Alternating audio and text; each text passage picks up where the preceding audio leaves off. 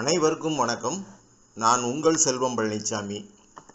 நம்ம நாட்டில் நடக்கிற குற்றங்களை இந்திய தண்டனை சட்டம், குற்ற விசாரணை முறை சட்டம், இந்திய சாட்சிய சட்டங்கிற 3 சட்ட விதிகளோட அடிப்படையில் தான் வழக்கு பதிவு செஞ்சு விசாரணை செஞ்சு காவல்துறையும் நீதிமன்றமும் குற்றம் செஞ்சவங்களுக்கு தண்டனை வழங்கிக்கிட்டு இருக்காங்க. இந்த சூழ்நிலையில் 2024 வருஷம் ஜூலை மாதம் 1ஆம் தேதியில் இருந்து புதுசாக 3 கிரிமினல் சட்டங்கள் நடைமுறைக்கு கொண்டு வந்திருக்காங்க. ஏற்கனவே இருந்த இந்திய தண்டனை சட்டம், குற்ற விசாரணை முறை சட்டம், இந்திய சாட்சிய சட்டங்கிற 3 சட்டங்களுக்கு பதிலாக தான் இந்த சட்டங்களை கொண்டு வந்திருக்காங்க. இருந்தாலும் இதை புதுசாக வந்திருக்கிற சட்டங்கள்னு சொன்னால் தப்பே கிடையாது. இந்திய தண்டனை சட்டத்துக்கு பதிலாக கொண்டு வந்திருக்கிற சட்டத்துக்கு பாரதிய நியாய சங்கீதான்னு பேர். இதை சுருக்கமாக பிஎன்எஸ்ன்னு சொல்கிறாங்க. குற்ற விசாரணை முறை சட்டத்துக்கு பதிலாக கொண்டு வந்திருக்கிற சட்டத்துக்கு பாரதிய நாகரிக் சுரக்ஷா சங்கீதான்னு பேர். இது ஆங்கிலத்தில் சுருக்கமாக பிஎன்எஸ்எஸ்ன்னு சொல்கிறாங்க. இந்திய சாட்சிய சட்டத்துக்கு பதிலாக கொண்டு வந்திருக்கிற சட்டத்துக்கு பாரதிய சாட்சிய அதிநியம்னு பேர். இது ஆங்கிலத்தில் சுருக்கமாக பிஎஸ்ஏன்னு சொல்கிறாங்க. இது வரைக்கும் நாம் பயன்படுத்திக்கிட்டு இருந்த அந்த சட்டங்களில் குற்ற விசாரணை முறை சட்டத்தை தவிர மற்ற 2 சட்டங்களும் ஆங்கிலேயர்கள் உருவாக்கியது தான். அந்த சட்டங்களில் நமக்கு அப்பப்போ தேவைப்படுற திருத்தங்களை செஞ்சு தான் இது வரைக்கும் நாம் பயன்படுத்திக்கிட்டு வந்தோம். அதனால் யாருக்கும் எந்த குழப்பமும் வரல.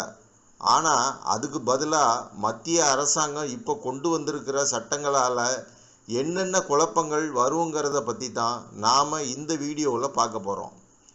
அதுக்கு முன்னால் நம்ம சேனலை இது வரைக்கும் நீங்கள் சப்ஸ்கிரைப் பண்ணலைன்னா தயவு செஞ்சு சப்ஸ்கிரைப் பண்ணிக்கோங்க. நாங்கள் புதுசாக வெளியிடுற எல்லா வீடியோ சம்மந்தமான நோட்டிஃபிகேஷனும் உங்களுக்கு வரணுன்னா சப்ஸ்கிரைப் செஞ்ச கையோட அதுக்கு பக்கத்தில் இருக்கிற பெல் ஐக்கானையும் சேர்த்து கிளிக் செய்யுங்க. இந்த வீடியோவை ஸ்கிப் பண்ணாமல் தயவு செஞ்சு முழுசாக பாருங்கள். அப்போ தான் இது உங்களுக்கு நல்லா புரியும்.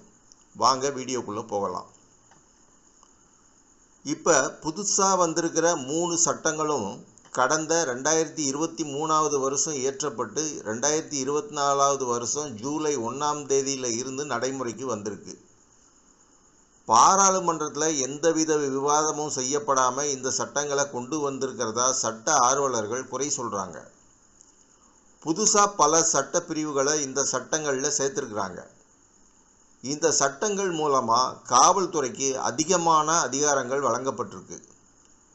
நம்ம நாடு முழுவதும் இந்த சட்டங்களுடைய பல பிரிவுகளுக்கு வழக்கறிஞர்களும் சட்ட ஆர்வலர்களும் அவங்களுடைய கடும் எதிர்ப்பை தெரிவிச்சுக்கிட்டு இருக்காங்க.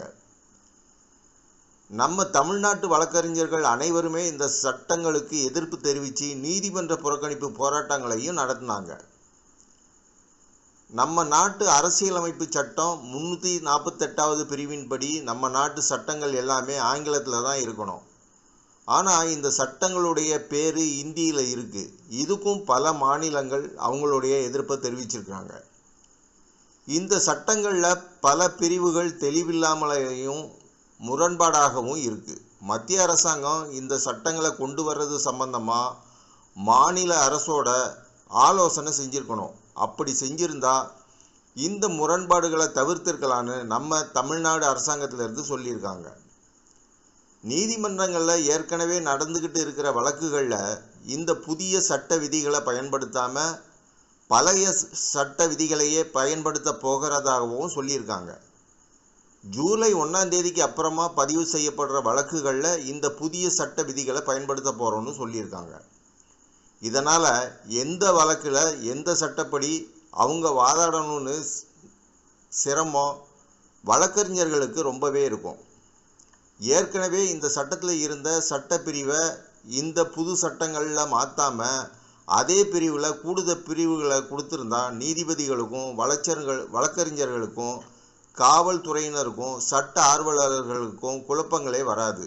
ஆனால் இந்த புது சட்டங்களை பிரிவுகளை மாற்றி கொடுத்துருக்காங்க. இதனால் நீதித்துறையில் பயங்கரமான குழப்பங்கள் வரும். அதனால் பிரச்சனைகளும் வரும்.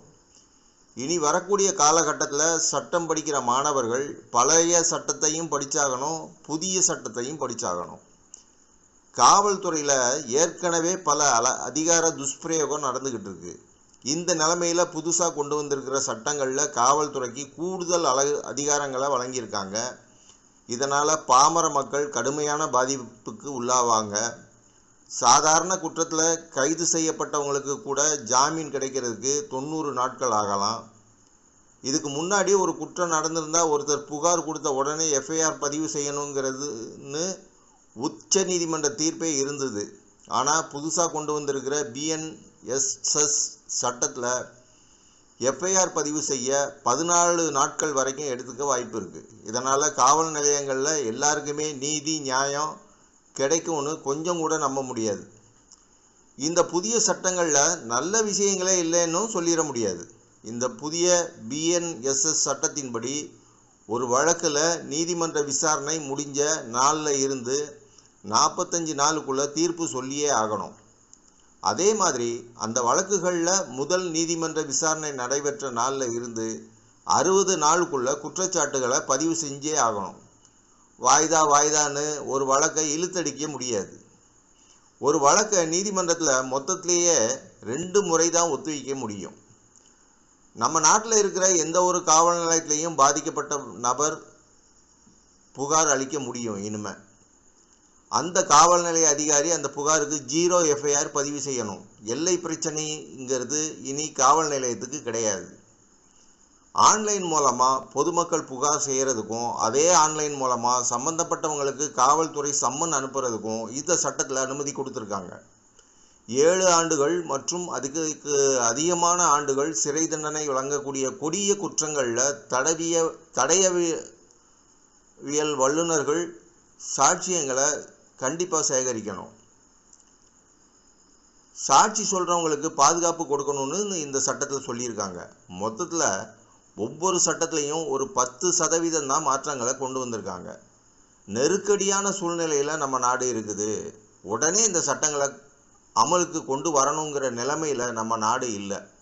அதனால் இன்னும் கொஞ்சம் காலத்தை கூடுதலாக எடுத்துக்கிட்டு விவாதங்கள் நடத்தி குறைகள் எதுவுமே இல்லாமல் இந்த சட்டத்தை மத்திய அரசு அமுல்படுத்தி இருக்கலாம். மத்திய அரசாங்கம் சட்டத்தோட பெயரை மாற்றி இருந்தாலும் கூட குறைஞ்சபட்சம் குற்றங்களுடைய பிரிவுகளை மாற்றாமல் இருந்தால் நல்லா இருந்திருக்குங்கிறது என்னுடைய கருத்து. புதுசாக கொண்டு வந்திருக்கிற இந்த சட்டங்களில் இருக்கிற முரண்பாடான விதிகள் நடைமுறை சிக்கல்களால் காலப்போக்கில் கண்டிப்பாக ஒரு நாள் மாற்றப்படும்னு நான் நம்புகிறேன். நீங்களும் இது சம்பந்தமாக உங்களுடைய கருத்துக்களை கமெண்ட் பாக்ஸில் சொல்லுங்கள். நண்பர்களே, இந்த வீடியோ உங்களுக்கு ரொம்ப பிரயோஜனமாக இருந்திருக்குன்னு நான் நம்புகிறேன். இதே மாதிரியான இன்னொரு விழிப்புணர்வு வீடியோ மூலமாக மறுபடியும் உங்களை நான் சந்திக்கிறேன். இந்த வீடியோ சம்பந்தமாக உங்களுக்கு ஏதாவது சந்தேகம் இருந்தால் கமெண்ட் பாக்ஸில் நீங்கள் தாராளமாக கேட்கலாம். தயவு செஞ்சு உங்களுடைய கேள்விகள்